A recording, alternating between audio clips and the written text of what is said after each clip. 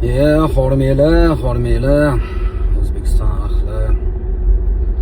O'zbekistonni futbolni ashaddiy muxlislari qaraysizlar endi. Futbollarni ham mana o'tkazib oldik. Jahon chempionatini. 3 o'yinni kutdim. O'tishini-da endi undan oldin bir video chiqaruvdim-ku. Kanada bilan bir o'rtoqlik uchrashuv o'ynashdi-yu boshida. Jahon chempionati boshlanmasdan oldin. O'shanda bir intervyu video chiqarganimda ancha-muncha futbol muxlislariga meni gaplarim yoqmadi. Negativ gaplar qilib, negativlar yozib kommentariyalarda. O'shanga endi nima bo'ldi endi? O'sha muxlis shinavandalari, futbol muxlislari yozuvdilar-yu. Aka, ashulangizni aytsangizchi, futbolni F harfiga tushunmas ekansiz.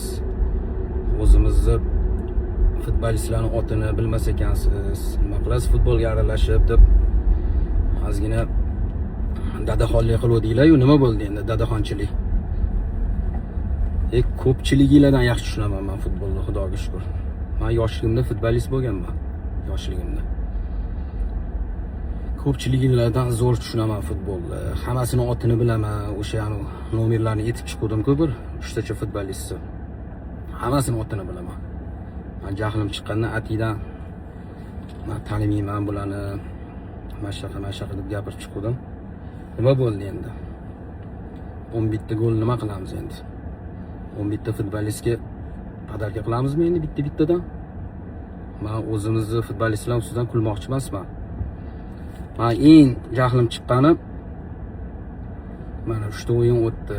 Kolumbiya 3-1, Portugaliya 5-0, yana Kongo 3-1. Gap yo'q. Bir yaxshi o'ynashdi, bir duxligiga tushyapti, bir yana tashib yuborishyapti, bir 60-70-minutlardan keyin umuman charchab qolyapti bolalarda. Xullas o'sha gap. Yoshlarni qo'yverish kerak, bo'ldi. Mana o'yinda Karimov, Behruz bitta udar tepib, agar goli kirganda shunaqa zo'r bo'lardi. Goli kirmay qoldi. Men iloyim omadini bersin. Shu ukamga men muxlis bo'ldim, to'g'risi. 18 yashar bola ekan, iloyim omadini bersin. Mana shunaqa bolalar kerak, mana shunaqa yoshlarni qo'yish kerak.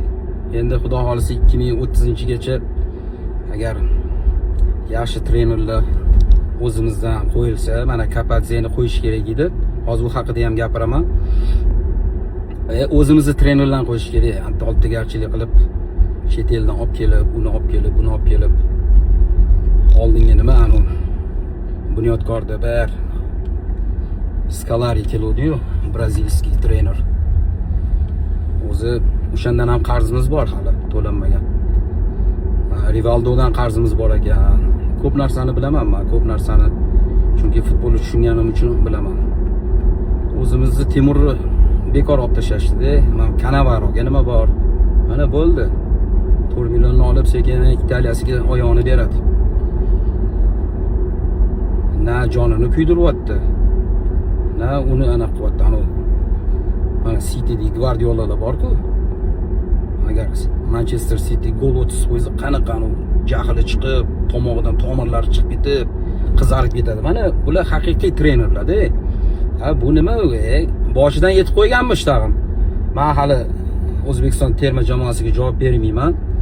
Yutqizsa ham bizani to'g'ri tushunasizlar deb boshidan o'sha gapirib qo'ygan, o'sha oldini olib qo'yganda, ko'z yetmasligini. Xullas bekor qildinglar. O'sha federatsiya o'zimizni futbol federatsiyasi mana shu Temur Kapadzeni olib bekor qildinglar. Bu meni fikrim emas, ancha-muncha o'zbekistonlik futbol tushunadigan muxlislarning fikri bu, meni ham fikrim. Chunki men ham shu O'zbekiston fuqarosiman. Meni haqqim bor fikr bildirishga. Muxlis bo'lganimdan keyin men fikr bildiraman. Keyin nima deymiz?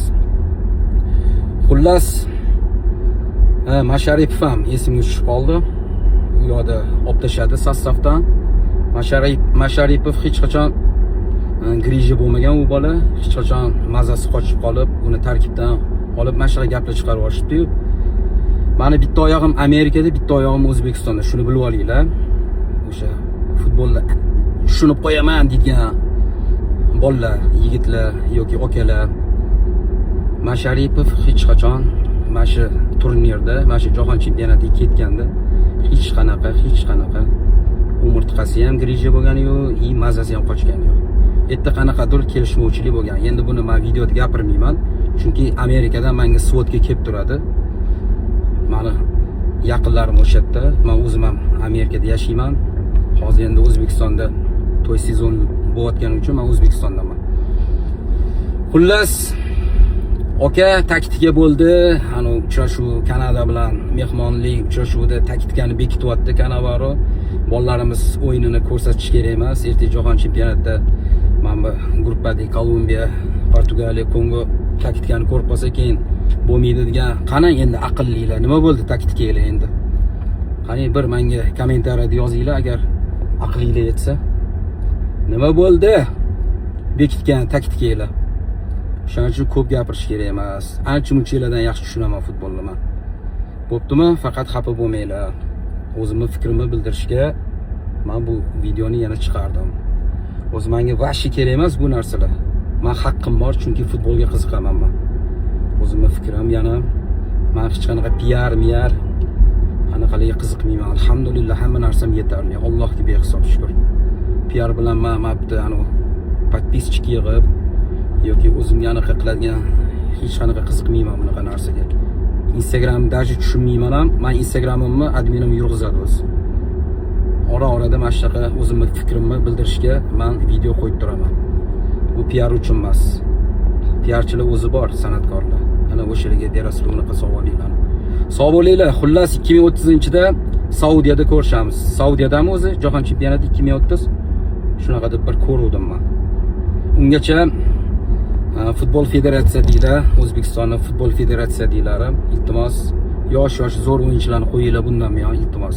Bo'ldi, yosh kattalarga sekin o'zinglar bilasizlar nima qilishni. Bo'ldi. Hammanglarga omad. Sog' bo'linglar. Meni gapim agar qo'pol bo'lgan bo'lsa, men bor uzr so'rayman. Futbolga muxlis bo'lib qolamiz, xudo xolisa. Men ham O'zbekiston uchun kuyinaman, achinaman, chunki shu yurt farzandiman. Sog' bo'linglar, omad.